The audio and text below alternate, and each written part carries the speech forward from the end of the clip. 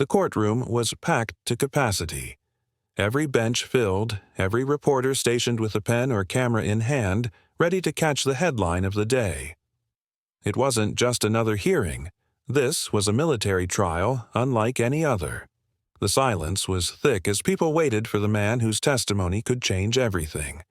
The doors creaked open slowly, and heads turned. Rolling through the aisle came a man in a wheelchair, stern, composed, and unmistakably proud.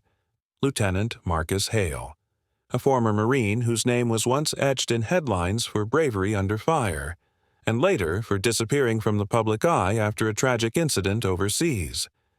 But beside him, walking with precision and alertness, was a powerful Doberman.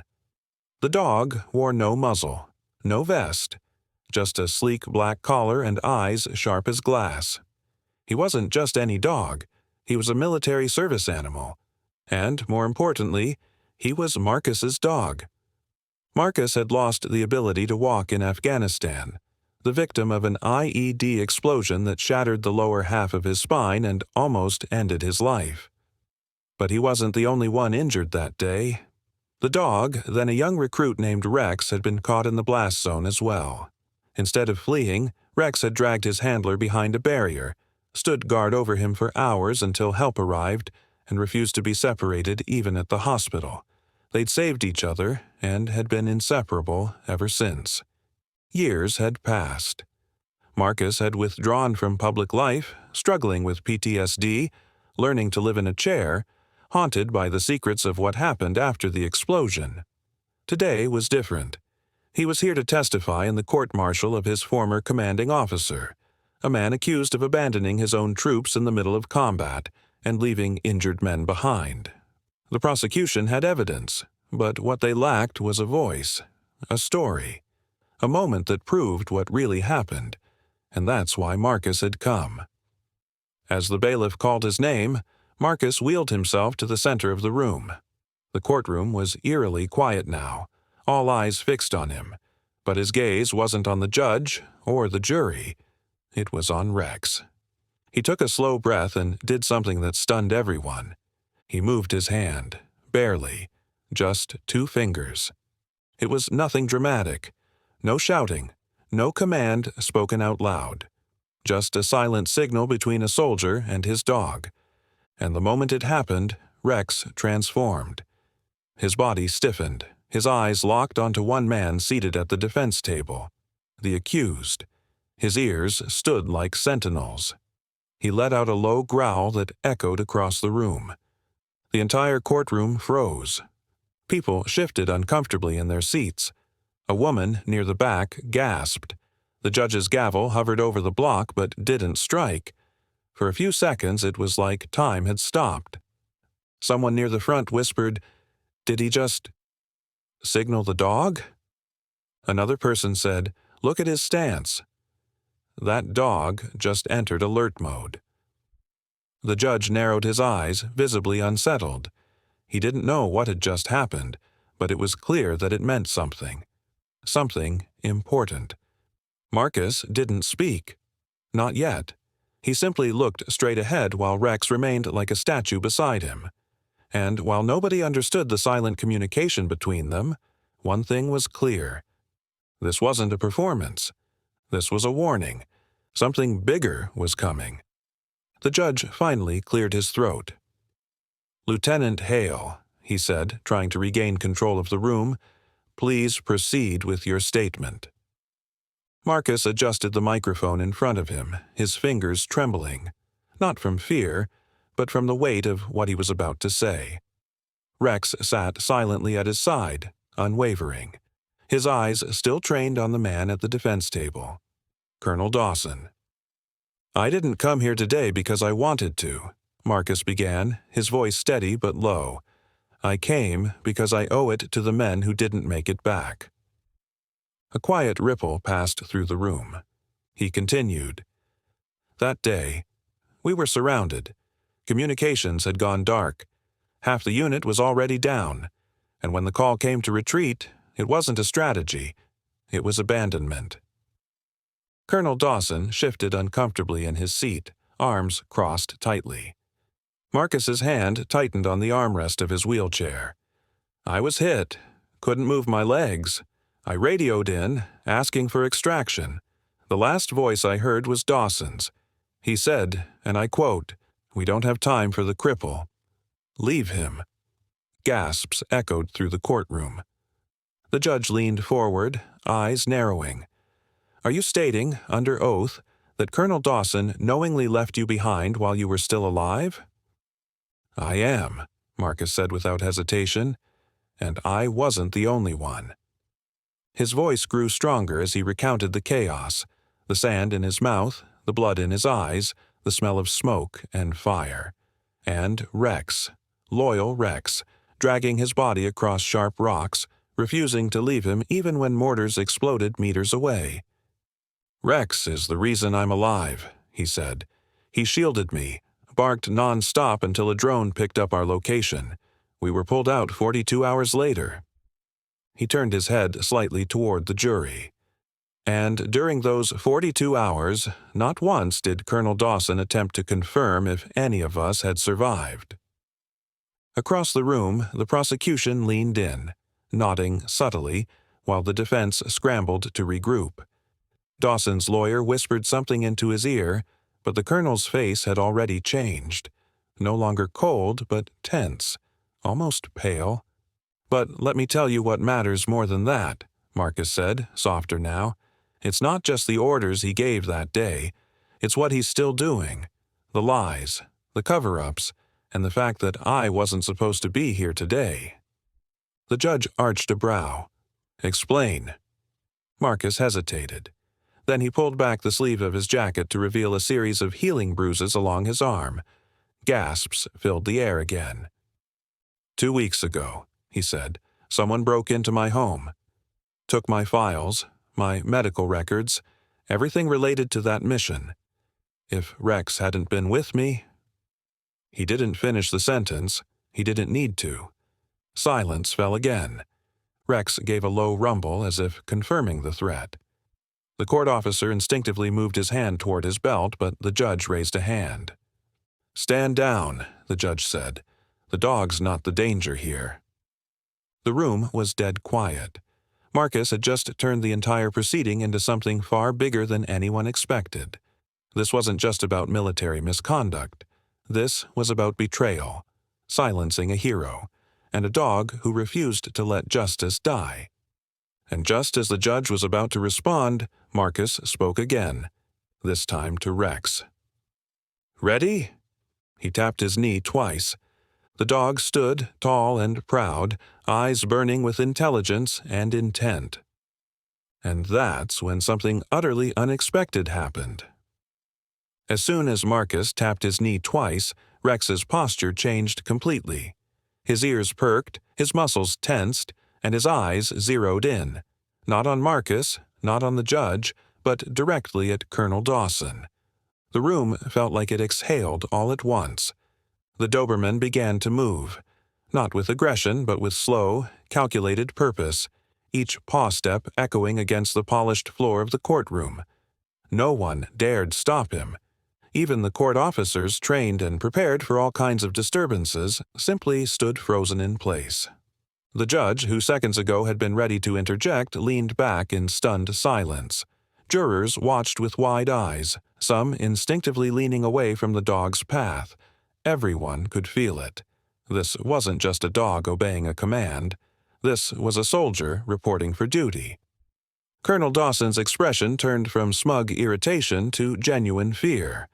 For the first time since the trial began, his hands trembled. He stood up, taking one step back as Rex closed the distance. Marcus's voice cut through the silence.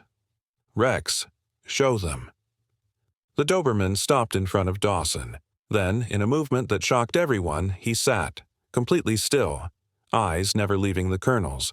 Then he lifted his paw and pointed. It wasn't a trick. It wasn't a trained response. This was something Marcus had taught him in the field. A silent identification cue, used when they needed to alert command about a hostile presence nearby.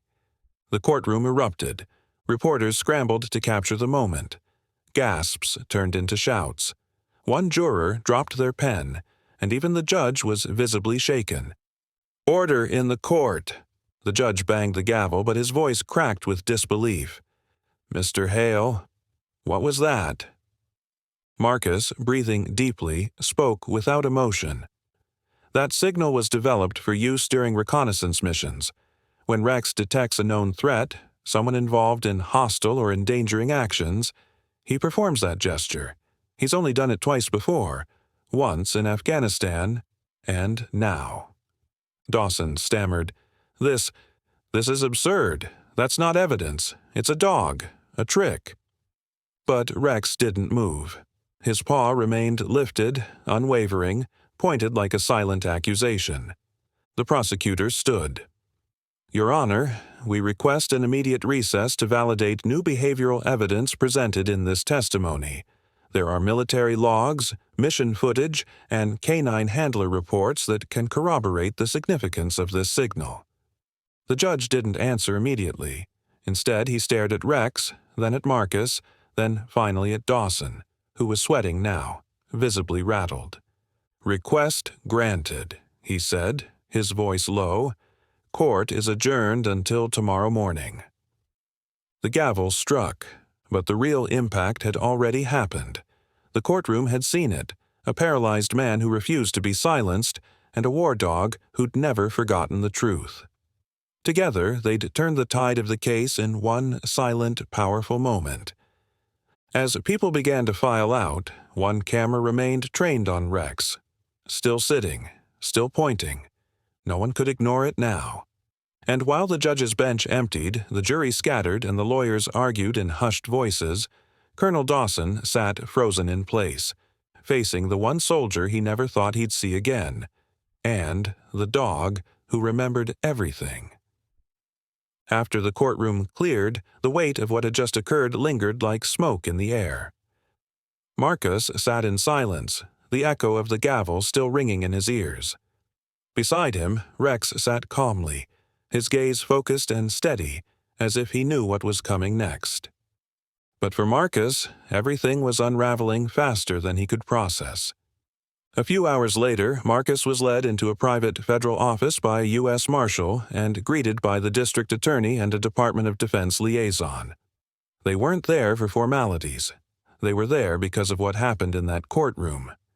They had seen something no one could explain, a silent signal, a dog's unexpected reaction, and a man with too much pain in his past to fabricate anything for show. A laptop sat open on the table.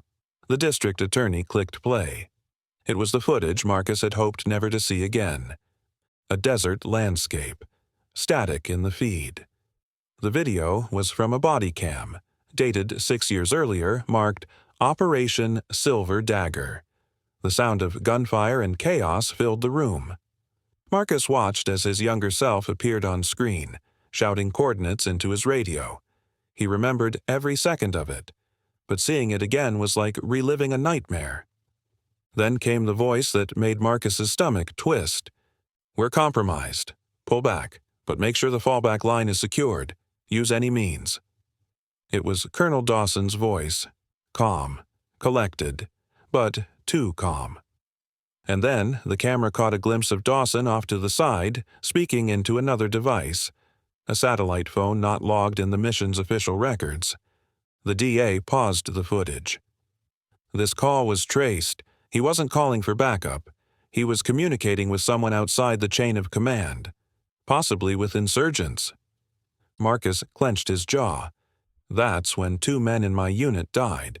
That's when I lost the use of my legs." They nodded gravely. The military scrubbed this footage. It only resurfaced because someone filed a Freedom of Information Act request. Someone who mentioned your case and a dog's strange behavior in court. That dog may have just reopened a classified investigation. Marcus looked down at Rex. He was calm, composed, but his eyes held the storm of memory. "Rex remembered him," Marcus whispered. "The man who got us killed. The voice, the scent, the tone.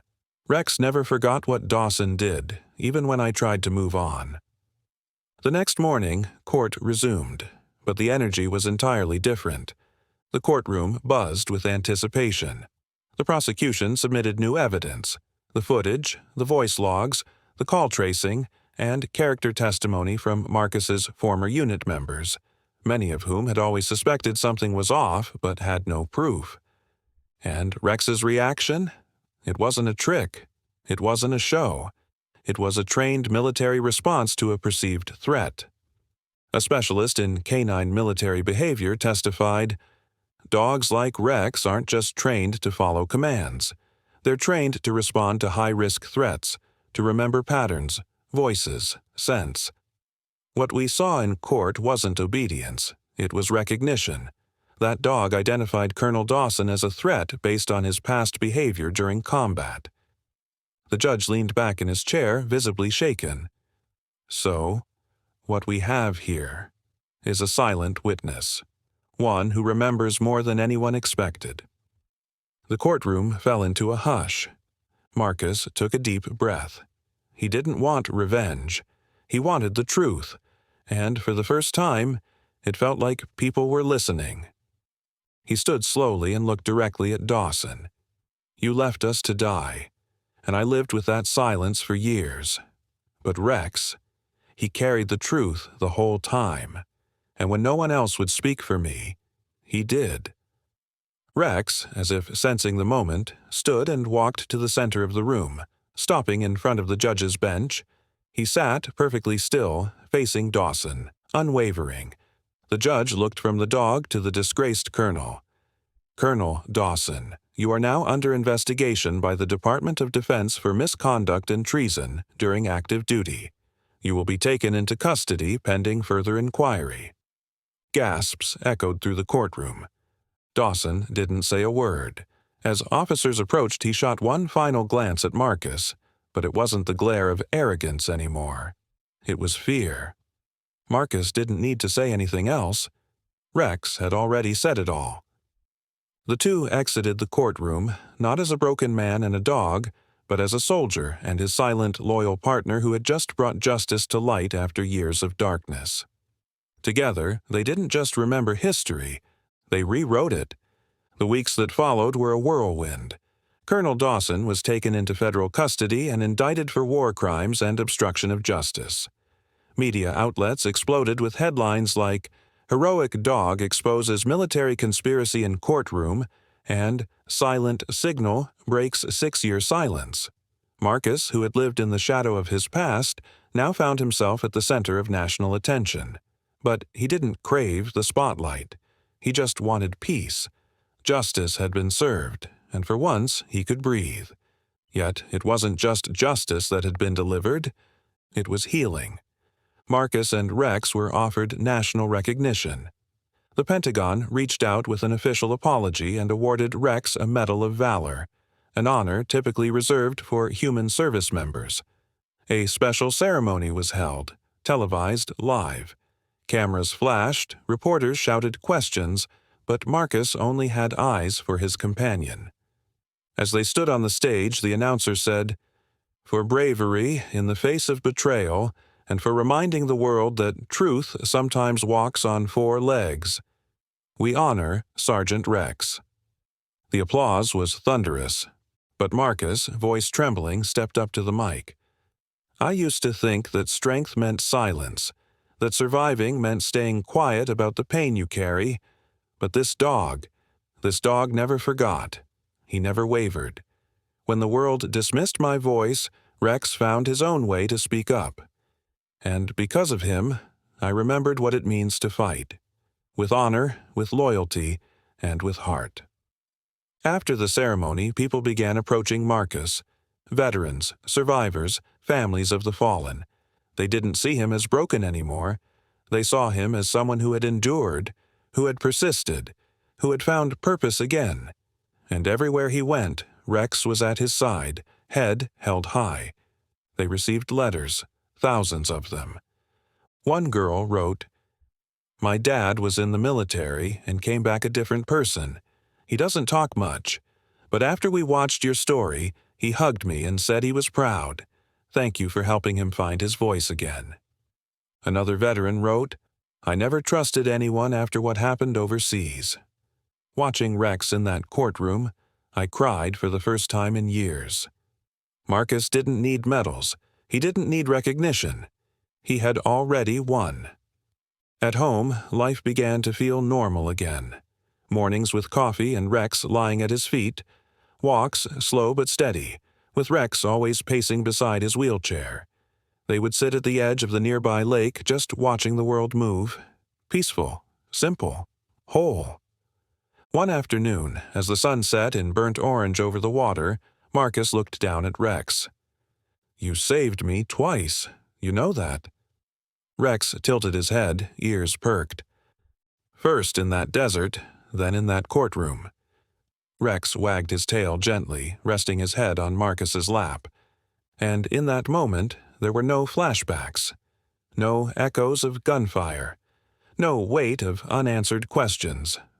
Only two souls, broken once, healed now, sharing a silence that said everything. If this story moved you, don't forget to like, comment, and share it with someone who needs to be reminded of the power of loyalty, memory, and justice. Subscribe to our channel for more real stories that inspire, reveal truth, and show the unbreakable bond between humans and their four-legged heroes. Sometimes the quietest voices are the ones that roar the loudest.